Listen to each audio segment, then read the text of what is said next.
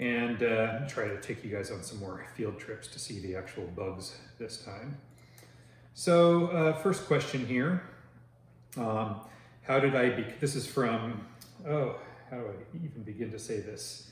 There's an X, Ediara XX. I have a couple of questions. How did you become fascinated with inverts? And I've always been interested. I've sort of covered this in prior videos, so I won't go too long on this, but I've just always been interested in the things outside that are moving. I'm a big fan of nature and insects, invertebrates. There are more of them out there moving around than anything else. And so if you love nature and you don't love those things, you are really doing yourself a disservice by not appreciating them, because to me, the world is a very, very beautiful place. What was my first invertebrate? And by that, I assume, well, I started out having a large dried or dead insect collection. It's not quite as popular for children as it used to be, probably because the world has given us more options in terms of entertainment than when I was younger. My first pet bug, and I've covered this before as well, was a spider called Misumena, which is a flower crab spider, and I fed it bumblebees. So what is my dream invertebrate? I mean, my easy go-to answer, as I answer questions like this more and more regularly, I find it, with respect to expediency, to actually have an answer for things that I'm otherwise reluctant to answer. And so I'm going to say Titanus giganteus, a giant stag beetle from South America, is my dream invert for the sake of having a quick and ready answer. I love tarantulas, scorpions, and other inverts, but I am extremely scared of roaches. Haha. Any tips to help me overcome that fear?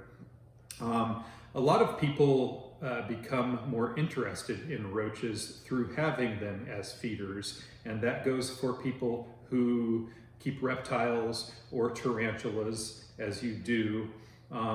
You may, through watching them, by virtue of having them as feeders, become more interested in them. I would recommend that you set a take-up for them.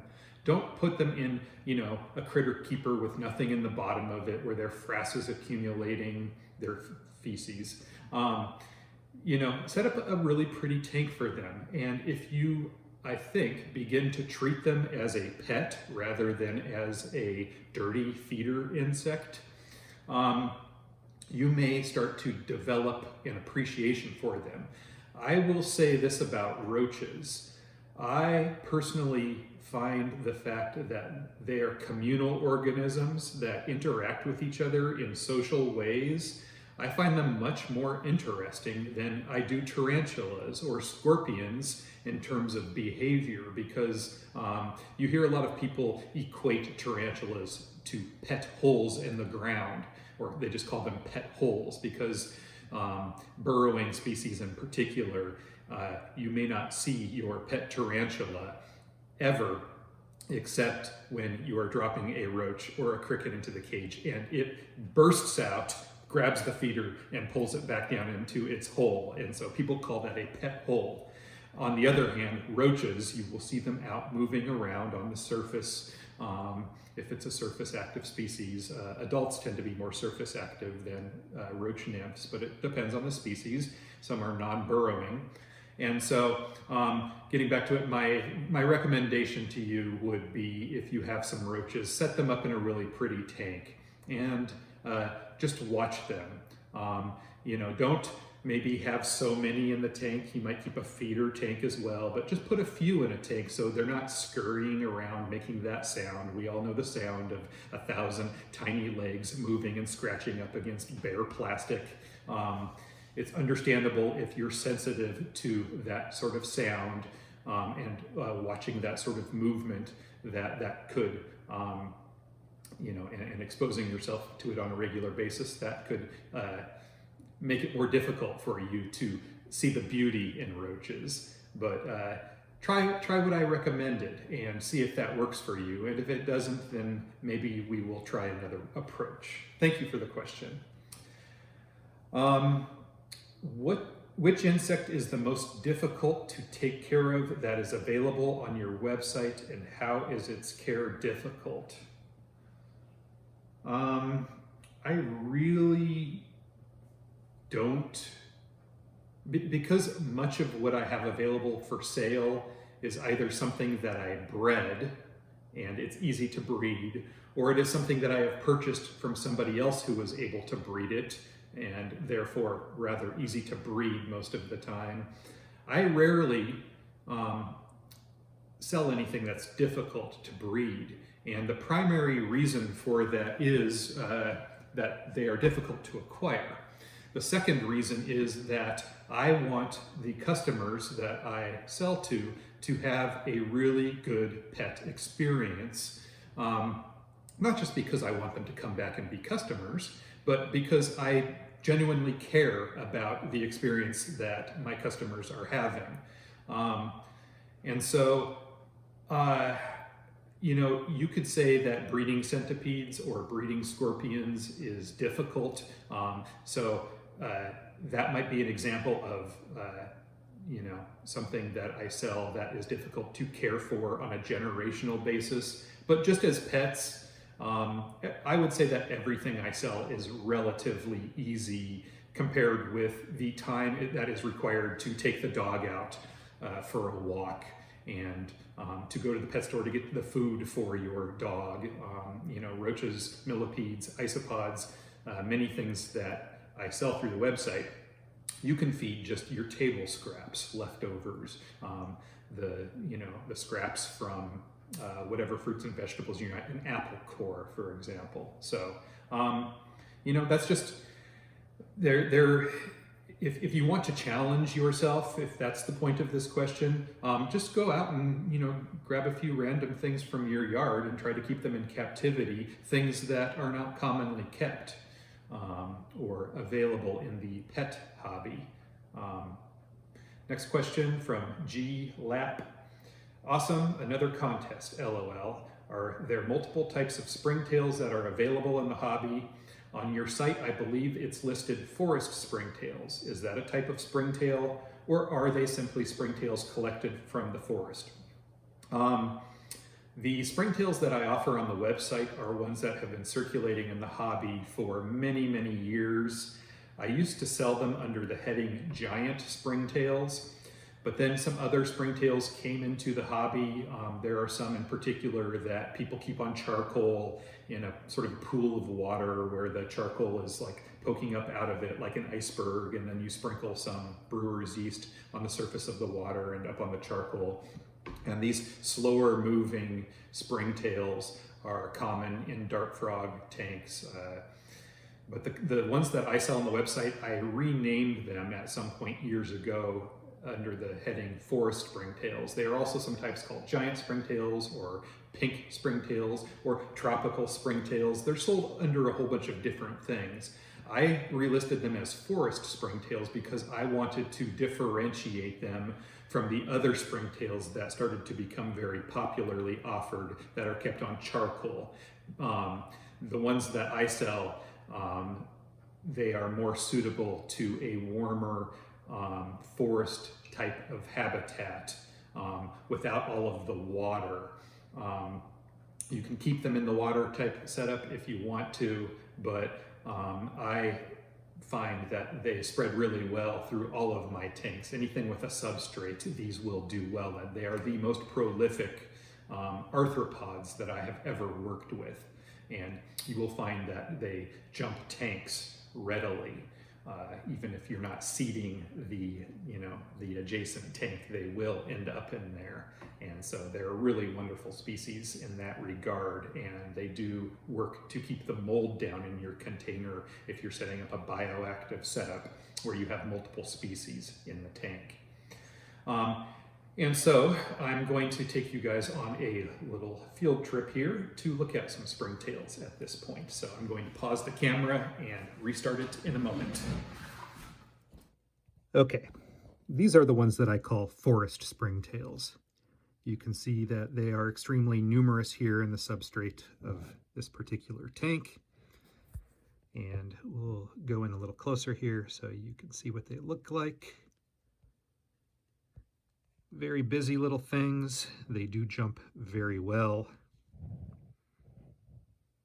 You can see that metallic green bit there. That's from a Cotinus, a fig eater beetle. So we'll go outside and look at some other springtails in my yard now. Actually, let's take another look at another kind of springtail here. This is the charcoal type, and you can see when moving down there, I've let the water run a bit dry in this one, but there's probably still thousands of them down in the lower levels. Springtails. Let's dig down here a little bit. You can see one right there. This is the water type. People keep them on charcoal and in water. They're not as quickly moving as the ones I call forest springtails, and the water's down there below, and so there's going to be more of them way down in there. But anyway, that's one of the other types. I will actually do a quick demonstration here too. This is the brewer's yeast. You just kind of sprinkle that in there. And then the brewer's yeast, it molds. So they'll eat all of this up.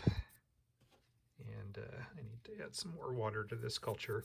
I don't actively sell these, I just sort of have them. All right, coming out into my backyard here. Find some springtails. All right, there's one of the blue ones that I was talking about. Oop, nope, that's a slender springtail there.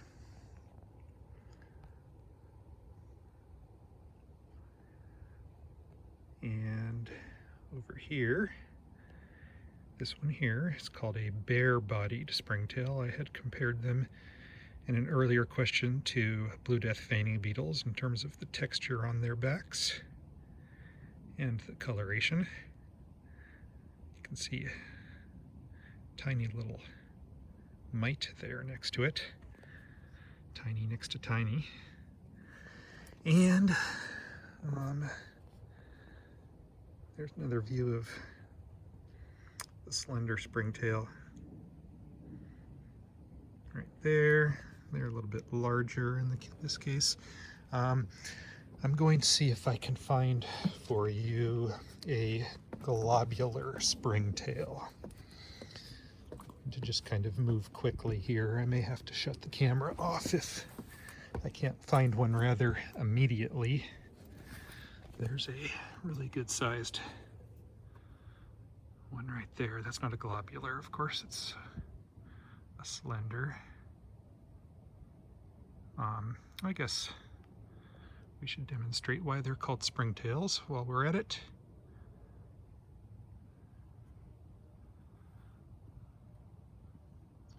Try to be in focused when they're a little jump. There it goes. All right, took me a minute to find a globular springtail. Now, I'll show you a couple other things here. It's a leaf on the ground. That there is a bark louse.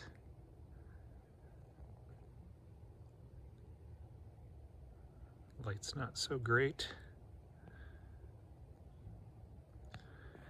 And then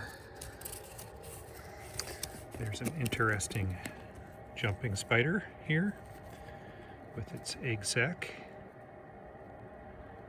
Beautiful lady. And then where did our globular springtail go? Is that it? No, I don't think so. I got too excited about showing you the other things, and now it seems to have hopped away. Story of my life. Really? Oh.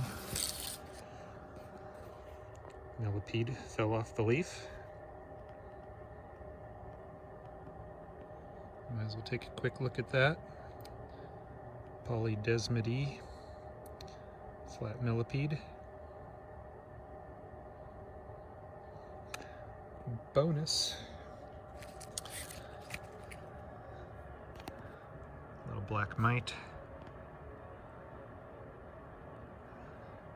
And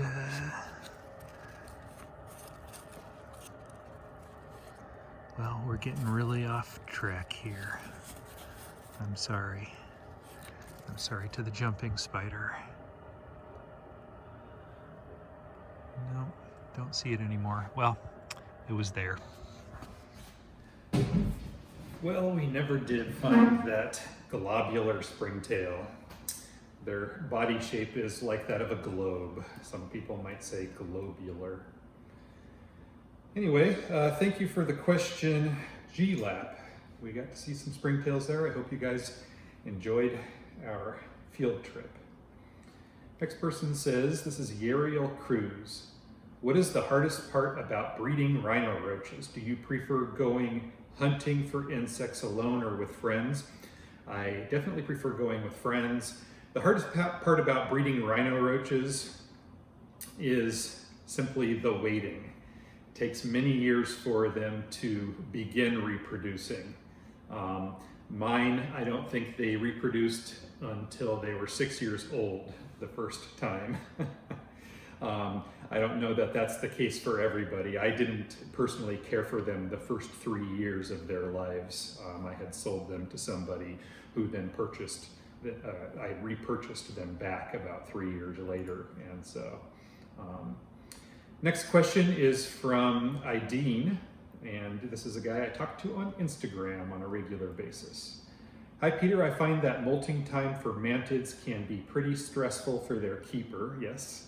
Could you make a video showing the steps you take when you think a mantis may be getting ready to molt? He goes on to say a few other things I'll read in a second here, but just real quick, I can't make a video right now about that because it's kind of complicated. You know, I have a lot of mantises downstairs. I could go and sort through all of them and try to find one that looks like it's about to molt. I will do a video on that at some point. I have done videos on Instagram on that topic, which I could repost on YouTube, but the problem is they're in the vertical, hold the phone up this direction format rather than the widescreen YouTube format. So if they're older mantises, you can look at their wing buds. A lot of mantises will have a full set of wings at maturity. And just before that last molt, or even in the molt before that, as they're growing, the little wing buds get a little bit bigger each time they shed their skin. And when they're older nymphs, immature still, but you can see that the wing buds kind of thicken a little bit. And as they thicken, that's a sure sign that the next molt is approaching. That's one thing. Another thing, and it's kind of hard to articulate, but if it's been a while since your mantis molted previously, if it's been, if it's young and it's been 2 weeks or 3 weeks, you can assume that a molt is just around the corner. It can take a little bit longer if you're not keeping your mantises above 75 degrees. It can take a little bit longer if the abdomen of your mantis is not plump. In fact, they will not molt if they have not been fed enough. But if the abdomen is plump and it's been a few weeks, or in the case of older nymphs, it's been a month or maybe 6 weeks, you are due for a molt. And so you do need to make sure that there is humidity in the cage at that time. I had a woman who emailed me earlier this week who had lost an orchid mantis in a molt, and she had made the mistake of misting the sides of her habitat, and the mantis itself, rather than wetting down the substrate, a moist substrate will generate and maintain humidity inside of that microenvironment. And so it's important that there is humidity in the container, not just that your mantis is drinking on a daily or every other day basis. So another thing that you might see in some specimens is that their body will take on sort of their exoskeleton will take on sort of a translucent quality. Somehow they just look a little different. This works in millipedes too, take on sort of a milky coloration. You have to know what you're looking for. It's difficult to describe. And then another thing behaviorally, you will note that mantises spend a lot of time upside down on the lid of their habitat or hanging from branches if you provide them in the cage anyway. But they may, in addition to that, where it looks like they're hanging and preparing for a molt, they may stop feeding. And so if there is food in the cage with them, they may either bat at it if it comes close to them, sort of shooing it away, or they may just show no interest in it whatsoever as it comes near them. Those feeders, if your mantis, or you suspect that your mantis is about to molt or is due for a molt, those feeders should be removed from the cage, because very often they will stress a mantis out, or they will bump into your mantis during the molt, knock it down.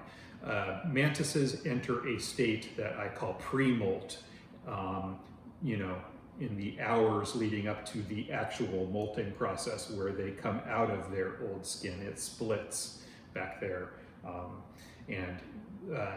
In this pre-molt state, where they're just sort of immobile, they can also be disturbed by a fruit fly or something. And if they were just about to come out of that skin and something comes along and disturbs them or knocks them down, and then they find themselves on the bottom of the cage, they won't be able to, with the aid of gravity, come out of their skin properly, because their 4 walking legs need to be affixed to hooked in to a textured surface for them to come out of that skin with the aid of gravity properly. And so it's a tricky time. And it's really hard to articulate. It's really hard to write down in a care sheet. It's almost something that you really have to experience with your own eyes, maybe through keeping many mantises or watching that molting process a few times before you begin to be able to identify what these behaviors mean and what that process is like. So always difficult to explain, and always a good question. What bug, this is by Nirel the Tire. What bug got you into the hobby? I understand you had an interest in them for a while, but do you know what the first insect you ever kept as a pet was? I just covered this a few moments ago.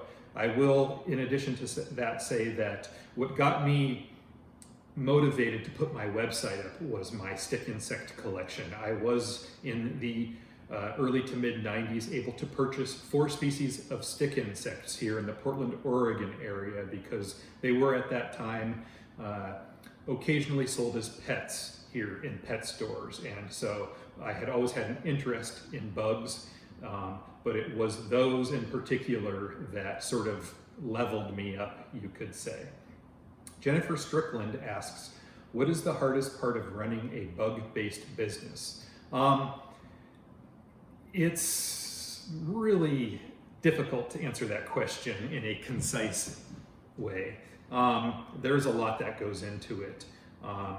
You may go to a website where they have 10 products that they sell on the website. You may go to a large company website like Nordstrom or something where they have hundreds of products on the website in different categories: purses, shoes, clothing, men's clothing, children's clothing, whatever, jewelry. I am one person doing all of the inventory for my couple websites, and there are hundreds of products on each one. You would have to be insane to write out a business plan that looks like what my business has become. It is no easy task for me to update and maintain the inventory on my website with any consistency. And so in order to survive, and many of my customers have learned this over the years, in order to survive, I have I've learned to list everything conservatively so that I don't oversell, because that is the worst thing that I can do for my customer, is to represent something for sale and then to find out and to have to write them and say, I'm very sorry, but I made an inventory error. And so I will often have a few extra of this and that around because I haven't made it back to the website.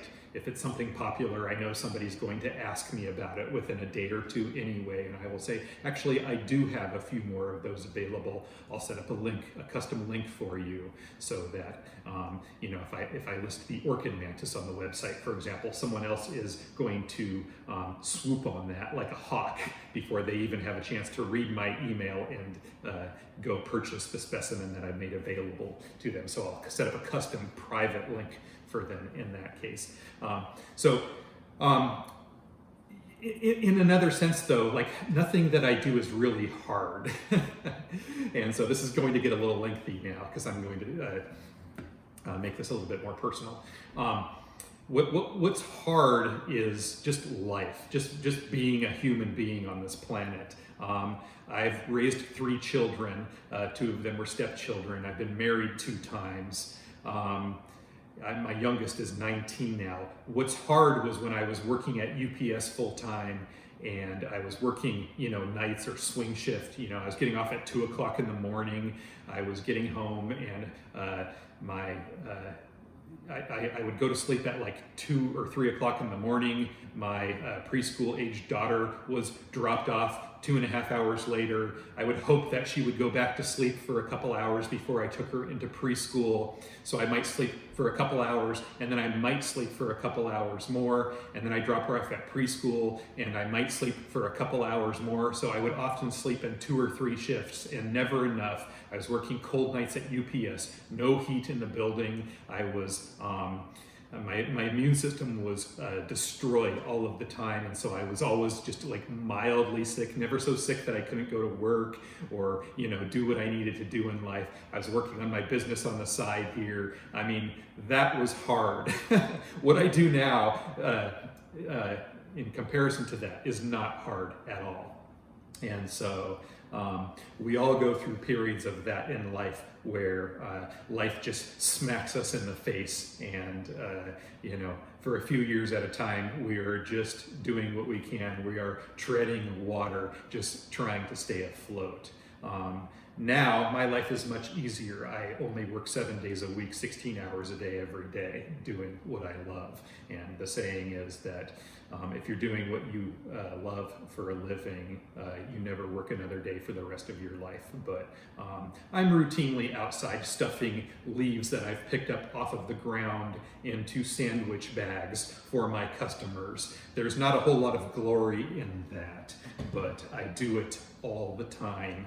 And you know, the saying, a UPSer mentioned this to me at one time. There's a saying that says, any day above ground is a good day. Any day above UPS is a good day. I enjoyed my job there, but I still can manage to, if I put thought into it, appreciate not having to get up and go to work 5 days a week at a building where you know, it was hard labor in a lot of cases. I did different things there over the years. So another thing that's hard is you know, having the terms and conditions on the website, and then somebody's bug shows up dead and they ordered the wrong kind of shipping, and it says 1,000 times over on the website that, you know, if you order the slower shipping method and your weather is cold or this hot, that there's no live guarantee. And it's always a little disappointing when you know, 1 in every 30 customers who takes a chance, I'm just throwing a statistic out there, takes a chance and knowingly takes a chance, and then their bug arrives dead. It's always hard to have that conversation with them. You know, some personality types would not be able to do that. I've done it many times before, and so you know, it's easier for me. I've gone through that, and you know, I'm reasonable. Sometimes I make deals with people outside of the terms and conditions to make things right because it's customer service and it's the nice thing to do. But everything is on a case-by-case basis, and I make judgments often on the basis of how the customer approaches me in situations like that. So, a very long question, a very long answer, and believe me, I could have gone way further with it. Sister Sarah, what are your favorite types of insects, arthropods to keep as pets? Do you cuddle with your pet bugs? I used the word cuddle just briefly. I haven't even seen this question yet. It was only posted 24 minutes before I started this. So anyway, I do not cuddle with them. You will, through listening to my voice, hear a little bit of a cuddle in my voice sometimes as I interact with the things I'm making videos of. I do find many things adorable, like jumping spiders, for example. And for the first part of your question, my favorite types of insects and arthropods to keep as pets, I've done justice to that question, even in the context of these video answers for this contest already, and so I'll leave that one. Brittany Blaze, I have been pondering how to ask this question so it makes sense and is clear, so here it goes. Have you ever had a situation in the bug trade that challenged your morals or ethics? You know, that becomes a real gray area. My own morals and my own ethics they're pretty fixed at this point. I touched earlier in this question and answer series, I think, about the ethics of importing things, smuggling them in illegally, with respect to stick insects. You know, for me, in addition to the law, I learned early in my online pet bug career that I didn't always like feeling paranoid about bringing things in from other countries, because I used to do it a long time ago, before 9/11. To give you context, I did import some things legally too, through proper channels at that time. But prior to that, in what I like to call the WWW, the Wild West days of the internet, Wild West days of the web, if you will. And you know, that I remember that feeling of paranoia while you were waiting something to come in from another country, and hearing stories that every once in a while someone got the confiscation notice and the knock on the door and things like that. I stopped before I ever got into trouble with that. So there is a sort of explanation of morality and an experience I've gone through with regards to it. Too Canned. What is your favorite depiction of bugs in a movie, book, music, etc.?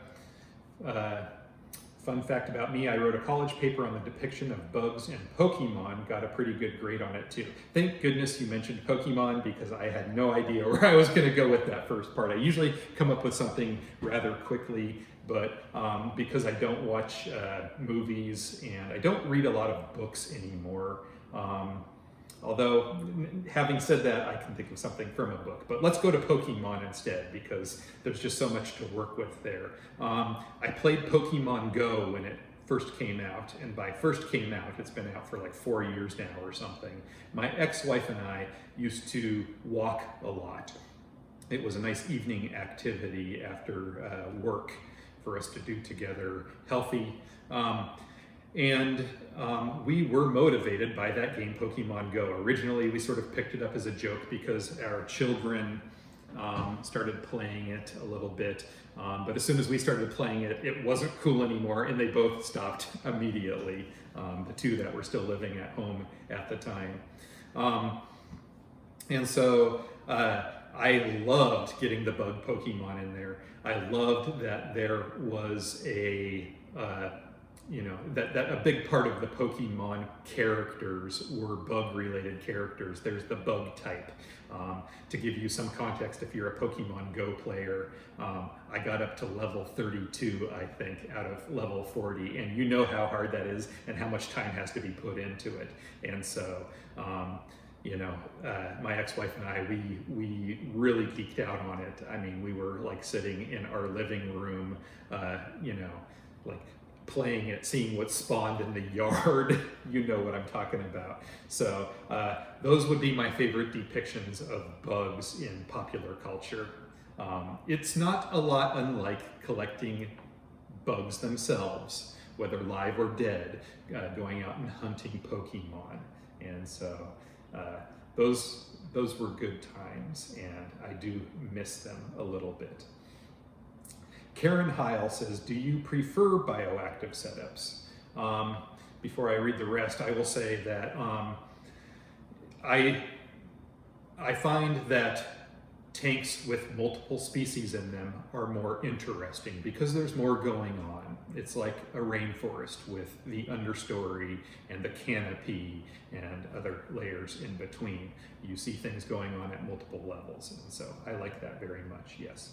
My question is, I've just started a death's head roach bioactive colony. My question is, should I remove moldy food? Will mold harm my roaches? In my experience, mold will not harm your roaches, nor will it harm anything else in your tanks. What mold does sometimes is displace the feeding grounds of your pets in the tank, and left unchecked, certain kinds of mold can entirely cover the surface of your cage. There are certain kinds of mold. There's one called like yellow household fungus or something like that. It's very common in house plants. It's very common in households, and it will actually, left unchecked, sprout fruiting bodies, the mushrooms themselves, that are yellowish in color. They're one of the ones that we see most commonly in our pet bug tanks. And I have observed other organisms in them. If you leave the mushrooms alone, the millipedes and whatnot will come and feed on them, which it becomes a food source for them. But if the mold is starting to take over your tank, I would recommend removing it. In some roach colonies, like ones that drop egg cases, Oathesi, like domino roaches and question mark roaches, the mold can spread and take over the egg cases because the adults drop the egg cases on the surface of the substrate. And so if the mold gets onto them, it can destroy the egg cases. So that's something to think about, because death's heads don't deposit egg cases in that same way. You don't have to worry about it as much. And so she says, I was going to leave them in there to help boost my springtail population. In my experience, you are just fine to do that. Leave the mold in there, although the springtails will find mold. Just because you can't see mold in your tank doesn't mean it's not there. They are able to find mold at a microscopic level that we cannot see. I assume that I won't have a problem with this once the tank gets more established. Thank you. And that is, you're making a good point there that I often like to make, that a brand new tank will often mold over versus a seasoned tank. When you introduce new things into a seasoned tank, there's a microbial balance there already. Whereas in a new tank, adding new things in, it's kind of like leaving a piece of fruit or vegetable out in a closed up container on your counter. It will mold, even though you don't see any evidence of mold. When you put an apple or a halved apple in a container, you will see it mold, and the mold seems to come out of nowhere mysteriously, and that probably confounded people in ancient times. Where did this mold come from? So I think I answered that. Other than the death feigning beetle, which beetles live a long time, 5 years or more? Well, that's a tricky question, low V1. There aren't a lot of things that do that, unless you count the larval phase, which is, I suppose, cheating with respect to your answer. But, darkling beetles, they'll live a few years. You can get 3 years out of a darkling beetle. There are some other death feigning beetles in the hobby I sell. a total of 4 different species of death feigning beetles through my website on a rotating basis and seasonally. And so, not counting their larval phases, I can't think of anything that lives 5 years or more besides the blue death feigning beetles. I assume the smooth death feigning beetles will also live that long, as well as the other death feigning beetles that I sell, but I sell them, and so I don't have them for those periods of time, and so I cannot confirm that they live that long. You might be able to look through the reviews on the sales pages of my website and find some information about that. I should probably do that too. Blue death feigning beetles, they're the best. D. Miller, I finally finished watching your latest videos. I grew up in the 70s, and she's referring to my last contests where I answered them at length, the answer portions. I grew up in the 70s. I was born in late 74, so I'm with you there, with a father that had grown up in the wilds of North Carolina circa 1920s and 30s. His favorite thing was when he had sleepovers. After dark, everyone received a flashlight, and out we went hunting for eye shines from all sorts of critters. Do you have kids, yours or someone else's, that you do that with as well? I don't do that with any children. My own children have been exposed to, and my 19-year-old daughter lives with me and goes to college still. It's just the 2 of us here in the house at this time. I have a stepson in college. He was here working for me a little bit this past week. He's home for school for the holidays. And then I have a stepdaughter that lives outside the state who will be returning to the state here shortly and living with my ex-wife. So they have been exposed to bugs so much through me that they just kind of grew up with them. It's not something that they developed an interest in. And so, they're interested in other things. But we have gone out and done bug hunts and everything. I've never taken them in on any of the trips with me. A trip for me is a little bit of an escape from family life, I suppose. When you're a parent, you're a parent all day, every day, and it's nice to have a little bit of a break from that. So my dad would actually poke blades of grass into antlion holes to pull them out for us. I would do this with my granddaughter, but the mosquitoes absolutely love her. Do you have any particular tricks to keep them at bay so that we can explore more often? Okay, so there's a bunch of questions going through this here. I'm going to talk about the mosquitoes here first. I will not hesitate to bathe in DEET if I'm in a place that's infested with mosquitoes, because I would sooner sit in the car like a big baby while my friends are out than go out there and be eaten alive, because it's extremely uncomfortable for me, because like your granddaughter, I am one of those people who biting things are attracted to fleas and mosquitoes. I will go into somebody's house who doesn't know they have a flea problem. They just think they have cute dogs or cats, and my leg is covered with them, and I'm like, I gotta go. I can't hang. And they're like, I've never had a flea on me, and I'm like, look at my leg. So same thing with mosquitoes.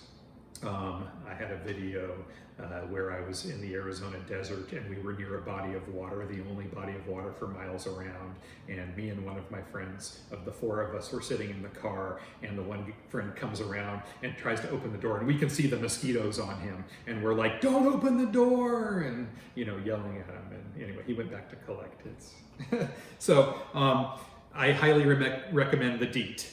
You can rub, you can follow the urban legends, myths, whatever you want to call them, and rub the dryer sheets, like Bounce brand dryer sheets all over your body. Some people say that works. There's a product called SSS, Skin So Soft, and I've tried that in the past. It works to some degree. It's hard without testing, like you rub something on one arm and not on the other arm and put yourself out there like, bait and see what happens. I've never done anything like that. There are two things I do if I'm going to mosquito infested areas. I deep myself up really good. I spray myself down. I spray my clothes down. I don't care about it. I rub it in really good. And if that doesn't work, then I hide in the car like a big baby. So those are my solutions to that problem. And then, the eye shine on things. Yes, I have many times, and with wolf spiders in particular. I'm going to be uploading some footage of a trip I made down to Nevada/California, where I hiked up this mountain with a friend down there who's on Instagram, at Power Hobo Travis. We hiked up this mountain and we got some good footage of eye shine in spiders out there. And so look forward to that. Let's see, I think that takes us back to the part where there was a whole bunch of questions in a row. So I'm gonna have to pick through these a little bit. Scrolling up here, I found one that I hadn't answered yet from Jingles Roth. Where do you get your mantises? I breed some of them, but for the most part, I purchase them from other breeders, and many of those are people that I've known for years, and many of them are people that I sold mantises to, and then they were successful in raising them up and breeding them, and then they contact me knowing that I purchase specimens back, and so I will buy them at a wholesale rate that is low enough for me to mark them up a little bit and sell to my customers. Invertebrate Dude, always great to see you here, Invertebrate Dude.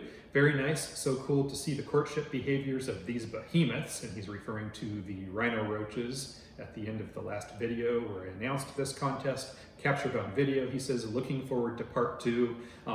It's like I took 2 hours of footage, man. Like I'm gonna have to piece it out a little bit because it's a lot of the same thing over and over again. You know, when you're observing something like that, you don't want to miss the moment where they hook up. And there's a lot of moments where, you know, in the courtship, they are getting close, but then they do something else, you know. So it's, I don't know if I'm just going to throw the whole thing up there so that, you know, that one scientist out there in the world who's trying to study this is taking careful notes about every single little thing that happens, or if I'm going to chop that long video up into a few pieces and merge them together so that we're just hitting the highlights. I haven't decided yet. So let's see what else we got here. I think I answered that one already. What has been your favorite thing about growing bugs in cyberspace? That's a really good question, Chamberlain Peacock. You know, I've had the website up for 23 years, and I suppose that the easy answer to this question, my favorite thing about growing it has been the freedom that it has allowed me to do what I love to do on my own terms. I liked my job at UPS. I worked there for 19 years. I had planned to retire out of that company with a beautiful pension and to live comfortably for the rest of my life, possibly in Mexico, where my parents retired to. You know, I love that I was able to sort of build this business without even planning it. It just kind of grew to a point where I didn't have a choice but to quit my job.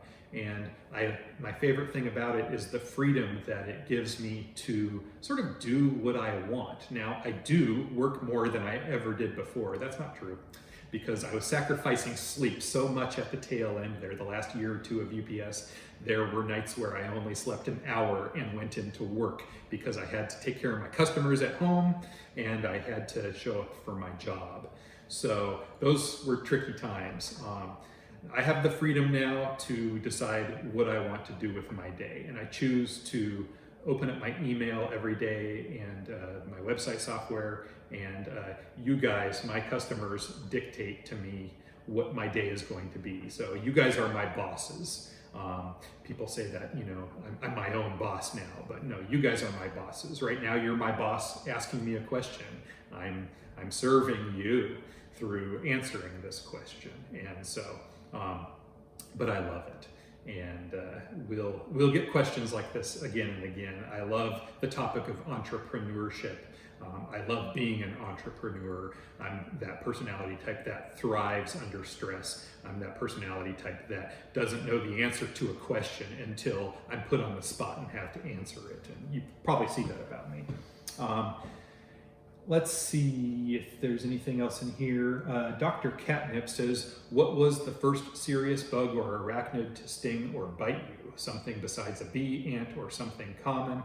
Also loving my jumping spider. We're besties now. I wonder if I know who you are on that basis, because I haven't sold that many jumping spiders lately, and I think maybe you are the person who lives in the same state here as me, even though I don't recognize your name on this particular social media platform. You know, stung or bit me. I have not been stung or bitten by anything besides bees outdoors. Oh, I got one for you. Okay, this is a weird one. It's not very serious, but it is the most serious. When I am blacklighting each summer in my backyard, there are all these little Empoasca leafhoppers. They are tiny, but they land on my hands when I'm close to the lights because there are so many of them. There will literally be 1,000 of them at the lights. They're tiny, they fly reasonably well, and they're highly attracted to the blacklight setup. And I will get blisters because even though they're plant feeders, they land on me, and maybe it's summertime, so it's kind of dry. They land on me and, you know, they're thirsty or they're hungry. They think I'm a plant or whatever. Anyway, they sink their little proboscis into me and they begin to inject whatever little venom. Apparently there's a venom because it causes a blister on my hand, like a water blister. And it's kind of gross, but I will pop those blisters because I have learned over the years that they will heal so much faster. They'll heal in 3 or 4 days rather than a week or 2 if I don't pop them. And so, yeah, it's a crazy little thing, but that's the answer to the question. Basement Invertebrates says, so my question is, why do Scolopendra polymorpha, those are tiger centipedes, a common US species, and excuse me, and certain other desert species like the substrate a little more moist? Well, if you ever go to the desert in Arizona and you're walking around during the day, you won't see much out moving around. And that's because most of the organisms that live in that environment come out at night when it's cooler. They have evolved, they have adapted themselves to survive through being nocturnal. And that's the case with Scolopendra polymorpha. They will emerge at night from underneath rocks and then wander off either to feed or to find mates. And so, because they're living in burrows or under rocks, these are microclimates that tend to be a little bit more moist. If they're underground, there will be some humidity down there. Just through their own respiration, their breathing, it probably creates a little bit of moisture, like when you are you blow on a cold window to clean it off. You can get moisture out from your breath on the window, and then you wipe it off.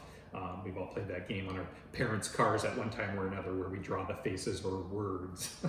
So I have had a Scolopendra polymorpha for about a year now that you have helped me with on Instagram in the past. I ordered it on your website and I was just wondering. So yes, desert species, despite being adapted to drier conditions than tropical or forest species, still require moisture in the substrate because they do still tend to dry out if they are kept too dry for too long. Now, you can go a few weeks with that particular species of having like a bone dry substrate because there is moisture in the animal, but you know, every day it will dry out a little bit more, and there's only so much they can take before they die from dehydration.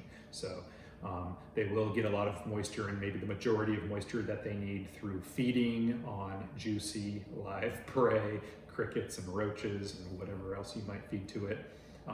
So you can have them in a drier habitat if you're feeding them regularly. But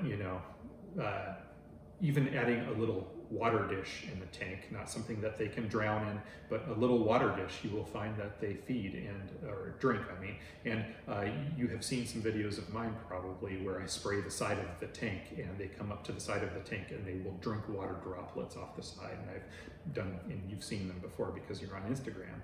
I've done some really good macro close-up shots of them drinking. It's fascinating to watch.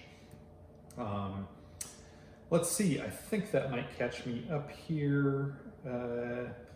Just peeking real quick to see if there's anything else up above here. Sometimes the comments sort of sneak in here and I don't see them, but I think we are good here. Oh, here's one. September Blues, 20 hours ago. This is day 2 of me filming, or night 2. An assassin bug, a devil's flower, and a regal spider walk into a bar. Who orders the beer, who stays dry, and who gets the last fly? Who will spice up the dance floor, and who doesn't make it out alive? Man! I mean, I'm just gonna laugh at this one because I'm just gonna bungle this so hard. First trying to understand which is which, and I mean, thank you for the laugh, September Blues, and I'm just gonna leave it at that. Fangs and forests, I think, did I answer this? I remember seeing somewhere that death fienders can cohabitate. Yes, I did answer that. A quad insect.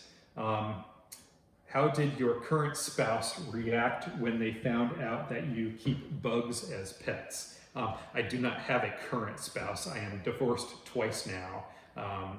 My last divorce was a year and a half ago or so. And so, but that doesn't mean I can't answer the question. How does my current spouse react when they found out that I keep pet bugs?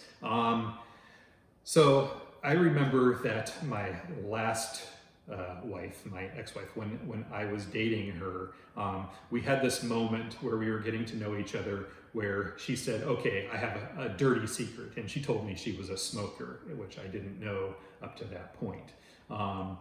And I said, okay, well, I've got a secret too. This is my website. So I felt like it was a pretty fair exchange. She ended up quitting smoking during the course of our relationship, and I ended up getting way more into bugs than I had been before. So, I suppose that might mean that she was better to herself and to me than I was to her in the sense of our dirty secrets. And as for my next spouse, I will eventually get married again someday, I suppose. But how are they going to react when they find out that I keep pet bugs? I have a sneaking suspicion that they will probably know that I'm a bug guy before I even know who they are, just because I meet lots of people through all of these social media avenues. So, scrolling up here a little bit, I think that catches us up. So we have about 28 more hours before this contest ends. So there will be another set of questions. Thank you all for the questions up to this point. Okay, somebody had asked about eye shine and taking an eye shine video of a wolf spider. So it's the same property that works with cat eyes when you shine a light on them at night. Let's see if I can do this even a little better.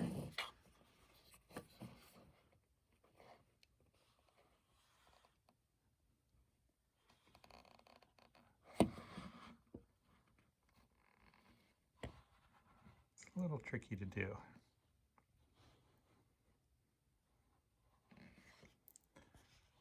What a beautiful spider, this Carolina wolf spider.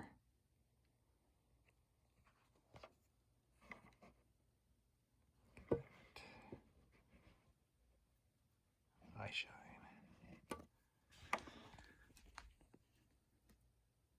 What a beautiful girl.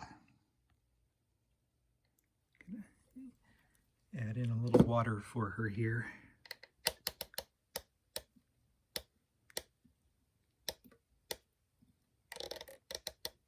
She's a thirsty girl.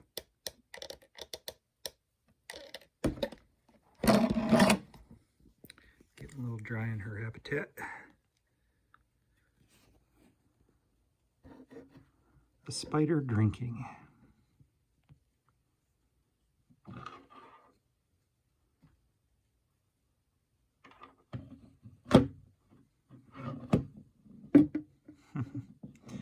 She's like, let me drink in peace. Here I am, just trying to give her some love, and instead I'm just raining on her and bumping her cage. I mean well. I really do.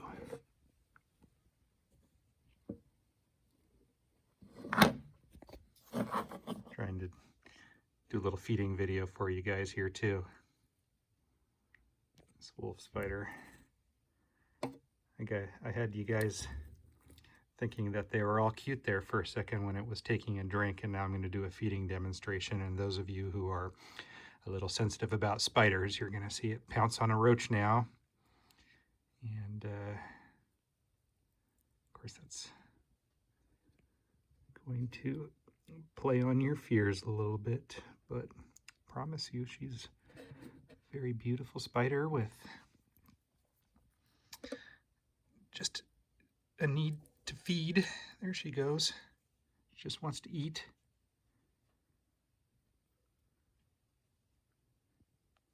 One roach, and she will go for this other one over here too. It's went underneath her hide back there. Bring it out here.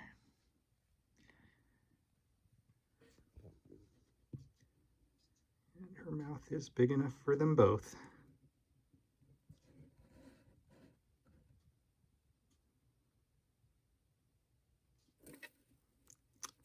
There it is.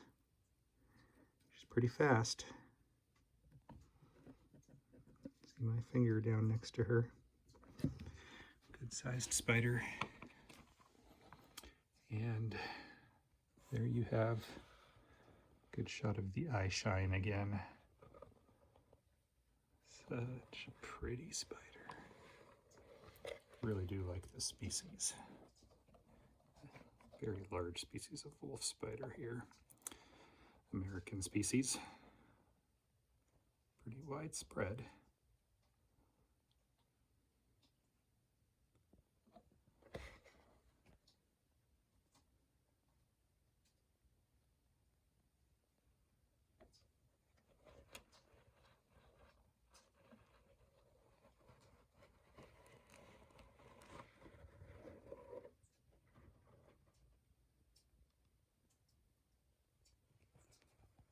I mean, you can't look at that, no matter how much you're afraid of spiders, and see just a little bit of beauty up there in the eyes.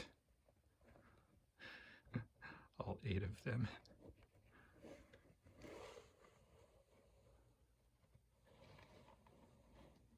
Majestic animals. So I think I got that camera straight. So here we go again. Going to pick this up. This is the final night of questions. I'm going to run through a few, not real quick here, probably, and then I'll do one more round of them in a little while. I'm going to try not to miss any of them. As later ones come in, they kind of hide in between older comments. Haven't quite figured out if there's a setting on this to where I can sort them. Oh yes, sort by. Well, look at that. Top comments, newest first. See, look at that. This is gonna work out just fine from now on. Okay, here we go. Start out here with Sang Luke. Regular customer. Thank you very much for being a regular customer. I recognize your name. And his question is, so I was wondering, was the most difficult insect to care or get? What was? Another question is the most dangerous bugs I've ever kept, and he let me know that his insects are just fine. I think his mother orders for him, but I primarily talk to him. The most difficult insect to care or get, I don't really have an answer to that question because, we see things in the European hobby or the Japanese hobby or the Taiwanese hobby on a regular basis that we can't have over here, and especially exotic beetles. And so in that sense, those are difficult to get because we need permits to keep those exotic species in this country. And what are the most dangerous bugs that I've ever kept? I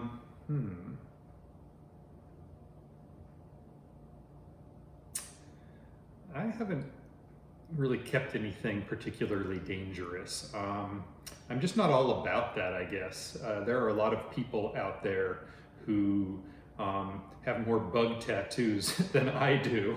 And they're all about having, all of these hot venomous things. And there's a lot of snake people like that too. It's part of the experience and the adrenaline rush for them, perhaps, to, and I do plan to get more bug tattoos, by the way, a lot more. I just haven't gotten around to it yet. Just going back to that, not that I'm biased against, I might be all tatted up from like head to toe this time next year, so just saying. There are a lot of people who, for them, it's all about the adrenaline rush they get of keeping something and being able to say, even though they're feeding it crickets just like the rest of us, they're like, this pet that I have is capable of killing you.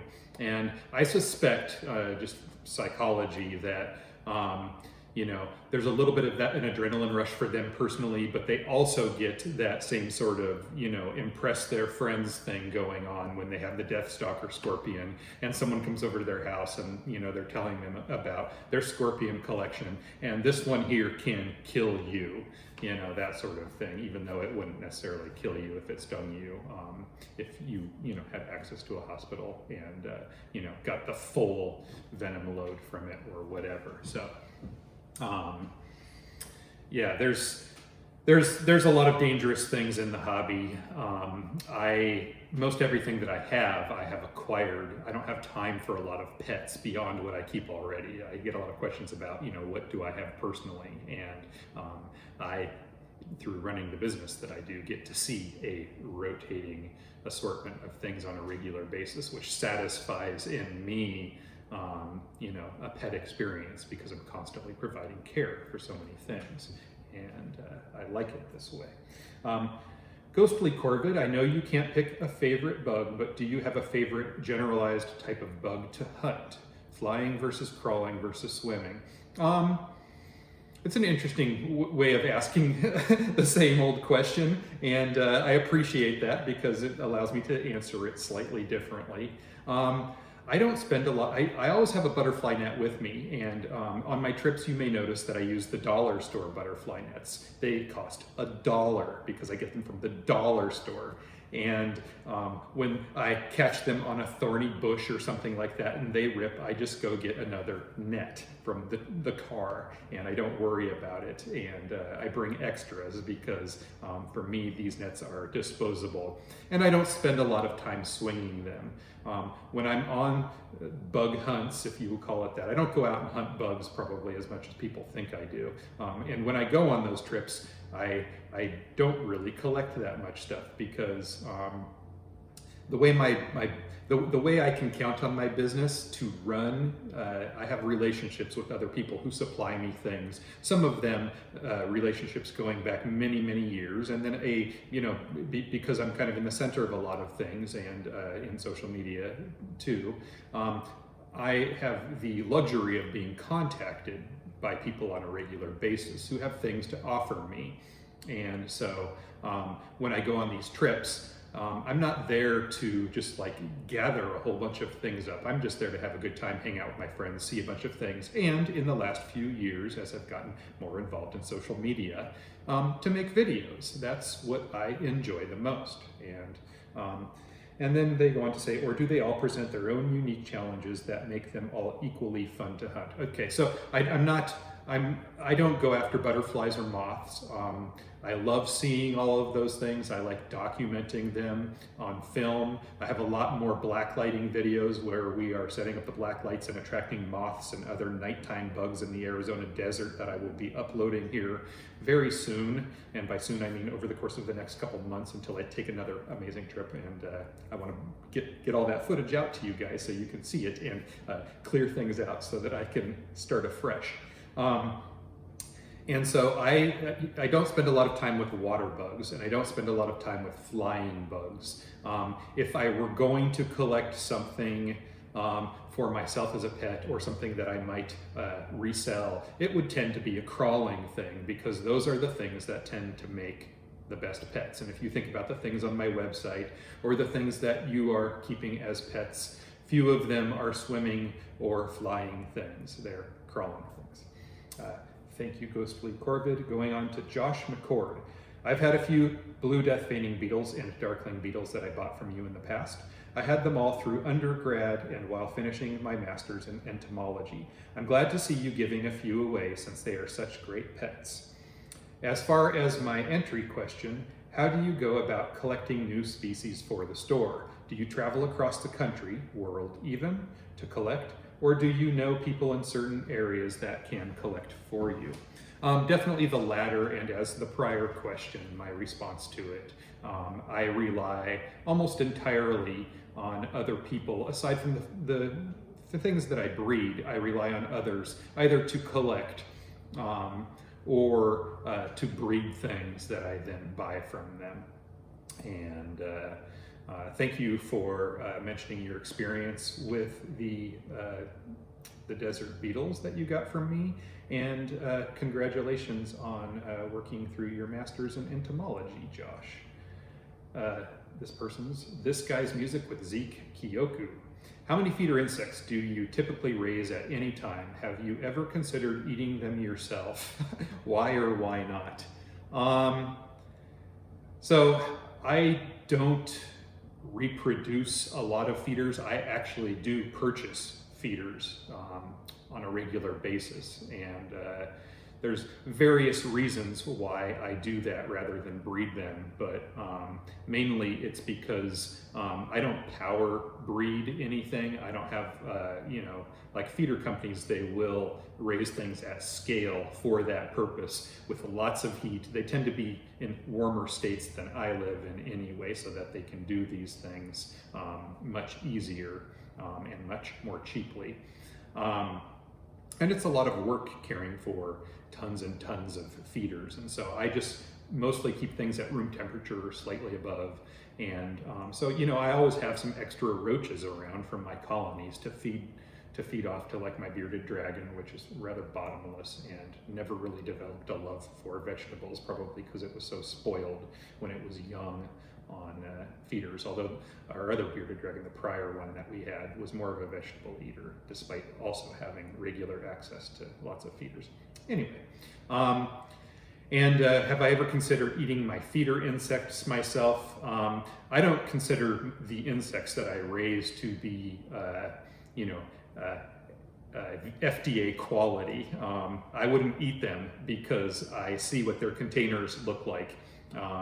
The same would certainly be true if I were to visit a farm where chickens are raised, and I were watching the chickens, even if they were free range, moving around and everything, we would all be a little bit more vegetarian, I think, those of us that are not already, if we saw the conditions in which the animals were being kept in.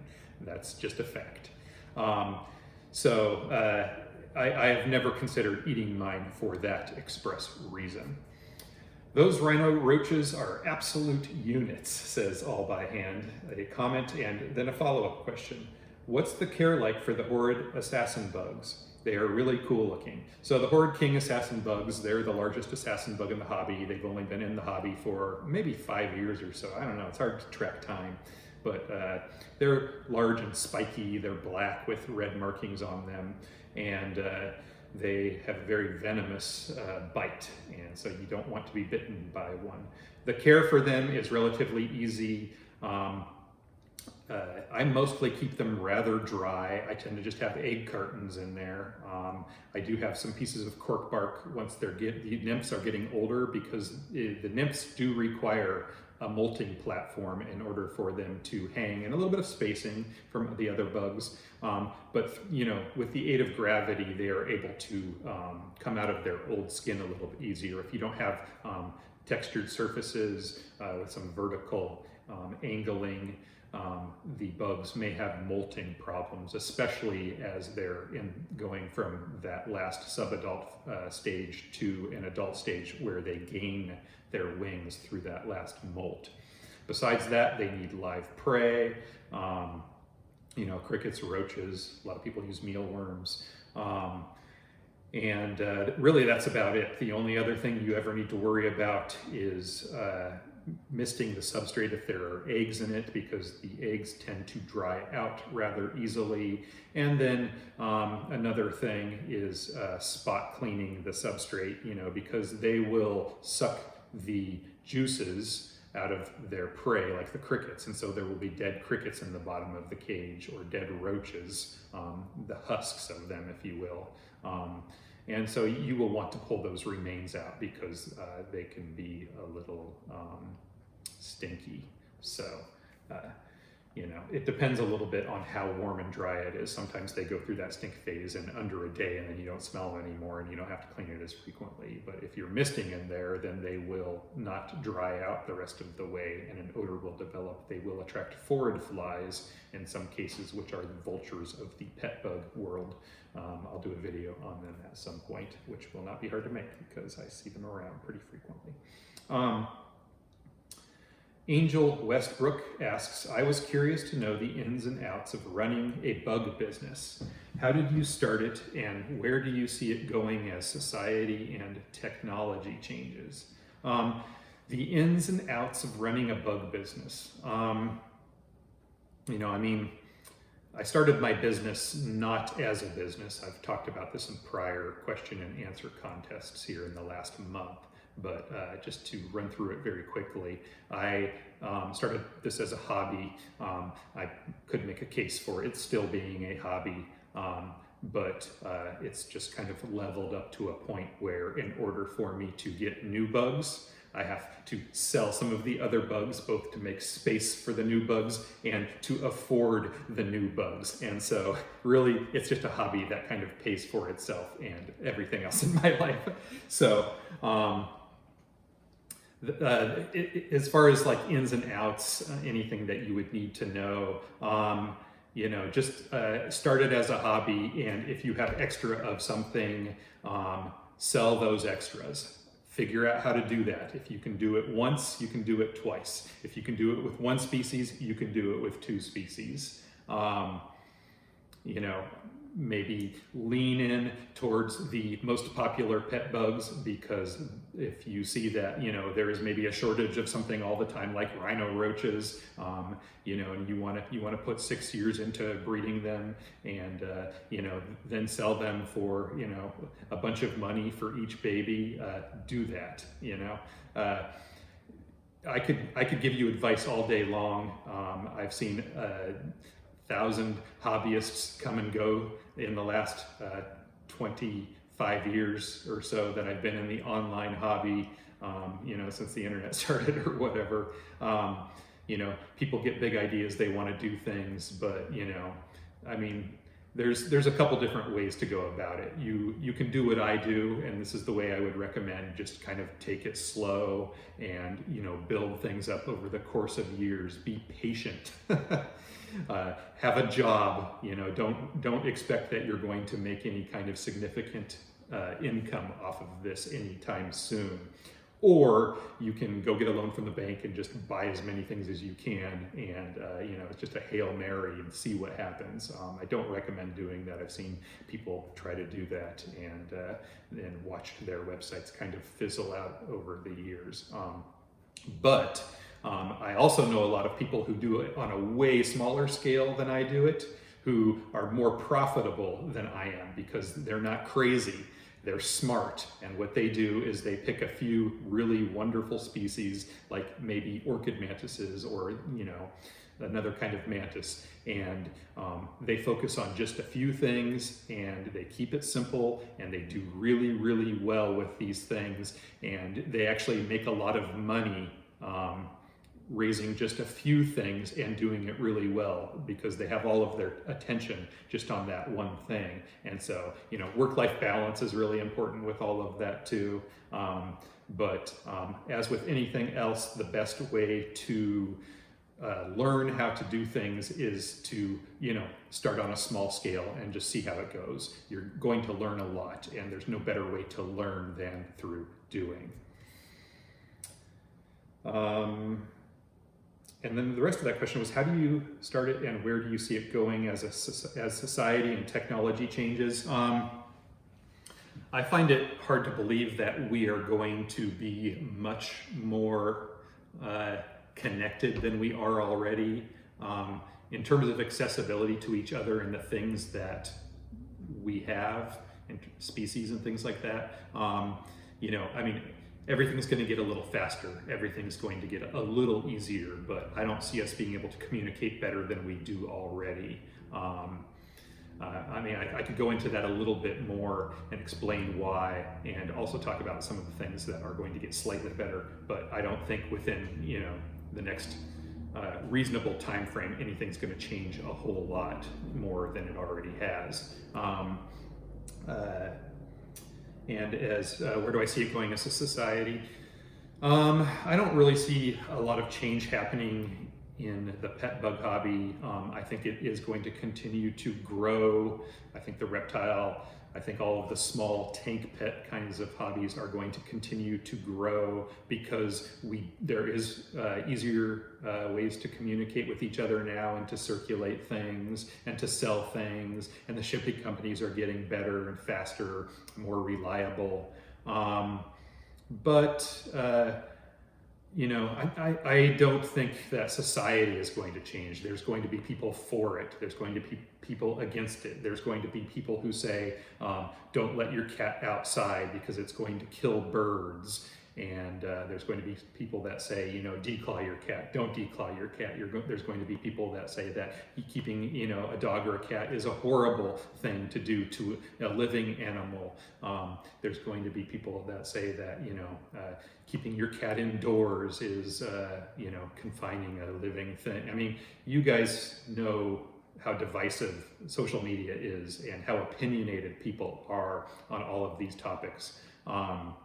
And so I think that there is always going to be people that hunt, and I think there are always going to be people that don't eat meat, and people who do, and there's always going to be people who keep pet pugs and people who are against it. That's ultimately a decision for everybody to make. I don't see a lot changing in the near term, or even really the long term, with respect to bug businesses and the practice of pet bug keeping. I do think that I have talked to people on all sides about all of these topics and everything through the course of my life, and I feel really good about the impacts that I have made, hearing people. I was on Instagram today, and somebody told me that they have a spider in their shower, and they are leaving it there for two reasons. Because they have a pet jumping spider that they got from me, and so they have a greater respect for spiders. They're not going to kill it, partly because they're still afraid of the spider in their shower, and partly also because they have a growing respect for them. And so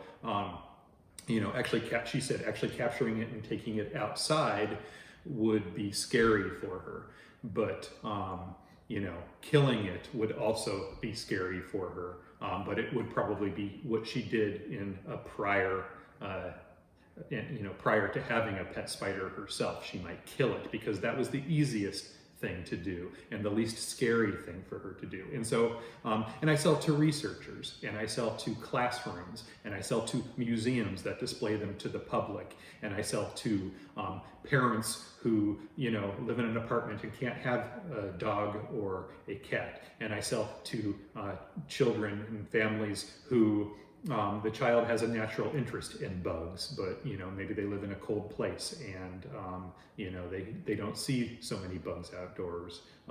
And so I have a sense of fulfillment in the impact I'm making through running my business by expanding the people that I interact with, their appreciation for bugs. And it is my hope that through running this business that people are less likely to just kill the things around them, or maybe they're going to think twice about changing their yard and maybe preferentially planting native plants and to support their native bugs rather than putting the lawn in or whatever. Just to get people thinking a little bit about their impact in the world. And I hear a lot of people say that what I do is wrong, keeping bugs in cages is wrong, and they always have the moral high ground in those arguments, because I agree with them that keeping anything confined is wrong. I am myself confined in this house, and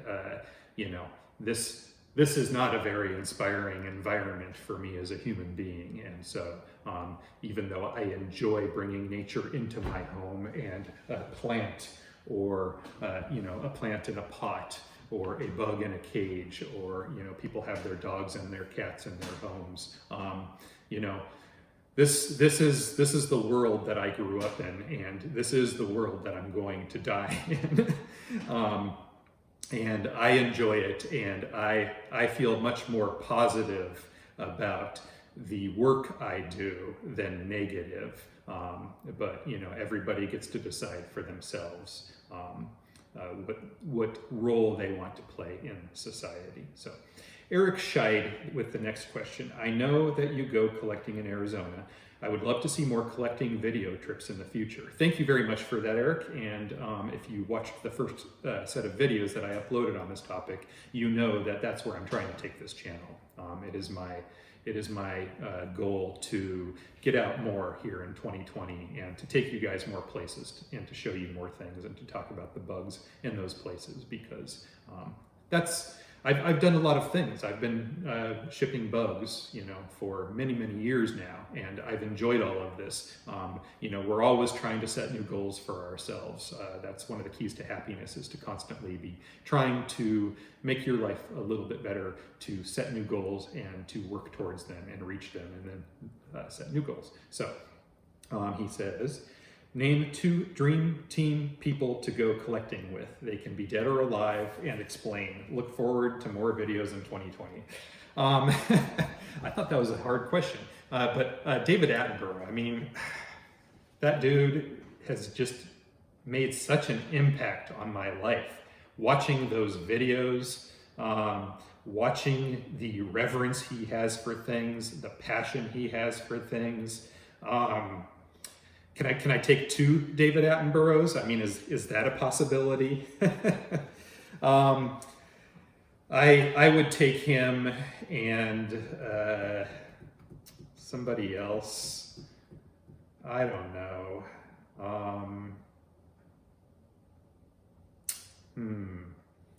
I mean,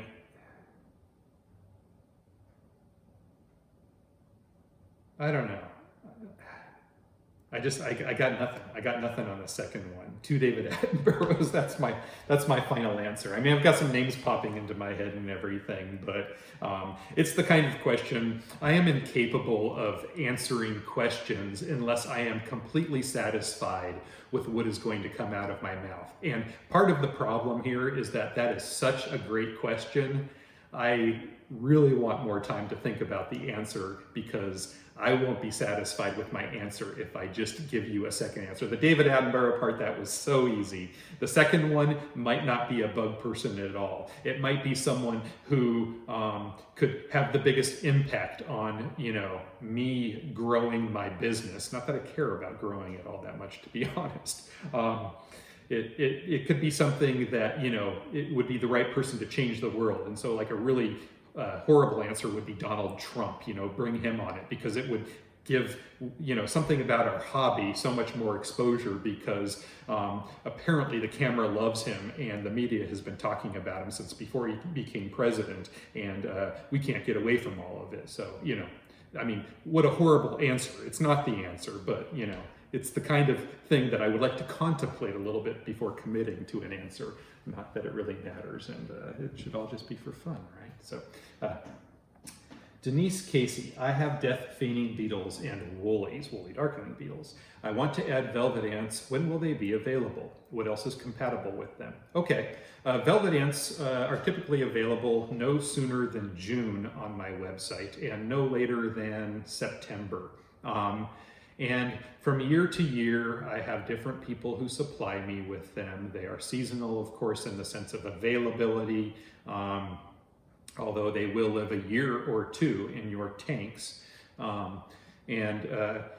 They are my very favorite bugs to watch because they are the most active. They are just running at high speed all of the time during the day, and then they tuck themselves in underneath the substrate or into little hiding places at night. But they'll come back out during the day, and if you have a heat lamp up on top of the cage and little, sugary liquids and jelly cups or whatever in the tank for them, that will, they'll just zip around. I mean, they have a lot of energy. They're so fun to watch. I compare it to having a fish tank. And they are compatible with all of the desert beetles, the darkling beetles, the woolly darkling beetles, the various death feigning beetles. I don't know if anybody's ever tried to keep them with a desert hairy scorpion. I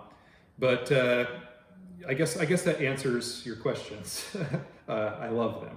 Haley Jernigan asks, how do you feel about entomophagy, which is the eating of bugs? If you've dined on insects, what's your favorite dish? I am an adventurous eater, and so if there is something that is a food to a particular culture, it's something that I will try. If it is a food that people sort of universally like within that culture, like I want to try it, because if something is good to a majority of people in a particular place, I know from experience that it will be good to me too. My favorite food is Indian food. My best friend growing up was Indian, and I love Indian food, and I love, if I can go out to an ethnic restaurant that is different, a different ethnicity than I've ever had before, and I have a choice between that and Indian food, I'm going for the new thing in the same way I'm going for the new bug, in the same way I can't, I said I have a favorite food, but partly the reason why I can say that I have a favorite restaurant food is because, here in the Portland area, we have tons of choices, and there are lots of ethnic restaurants and types that I haven't been to. But you only eat out so much, because it's expensive and it's not particularly healthy, and there's always so many leftovers. And with Indian food, in the case of Indian food, it's so rich. The type that I order, which is at the restaurant, and it's just it's the butter chicken, the chicken makhani is my favorite. But you can only eat so much of that without your stomach saying, okay, it's the third day now. Let's go somewhere else. Anyway, entomophagy. I have eaten, I went to the New Orleans Insectarium 2 Octobers ago, and I guess that's about 2 years ago now.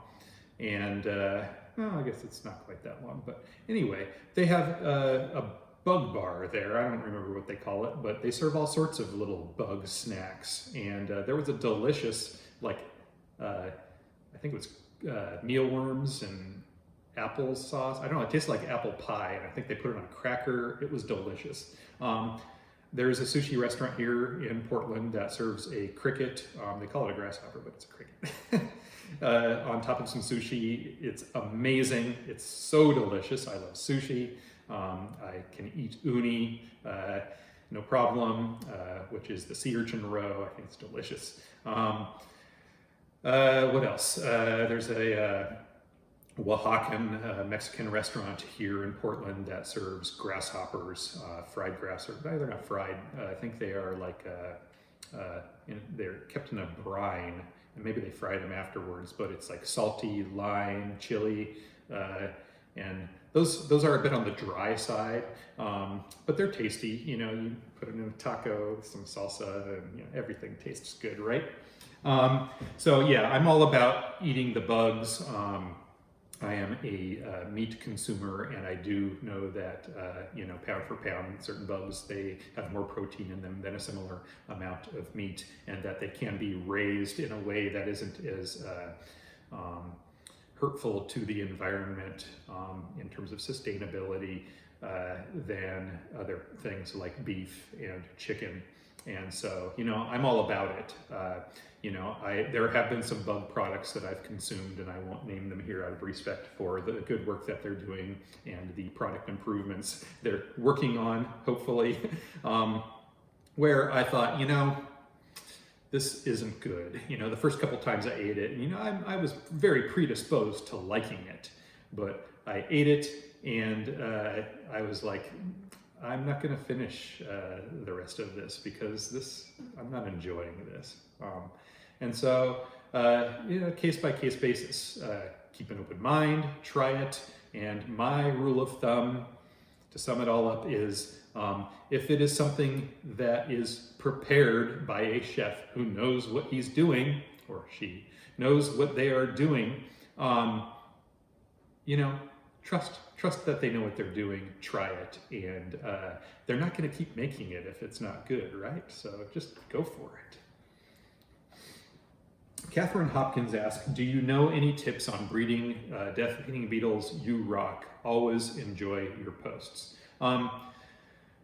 It has recently been done 2 years ago by the Cincinnati Zoo. You can Google it, look up their article online, type in breeding blue death feeding beetles, and you'll find that I think they put like a piece of oak log in the tank, and they didn't even really know that they were having success until apparently the larvae were feeding it or something. And then it pupated. And I think they talk about the temperature that they kept the tank at and everything. Anyway, they're still working on it. There are lots of people now who, having been inspired by that, are now attempting to raise the larvae that occasionally appear in our tanks.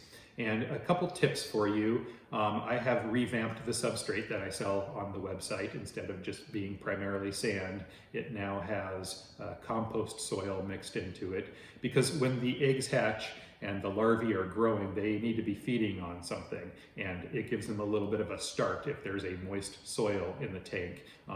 It's not good for the adults to have the moisture in there. In the whole tank a wet substrate, but wet down a portion. People will often say they find the larvae over underneath their food dish or a water dish that they might have in the tank as an offering to their death feeding beetles if they want a drink. Definitely wet down a portion of that tank. Have some soil in that tank in addition to sand if you're running sand in there, some people will bury a little bit of carrot or potato or a piece of dog food or something into the substrate in case the larvae are feeding in it, or if they know they have larvae in there.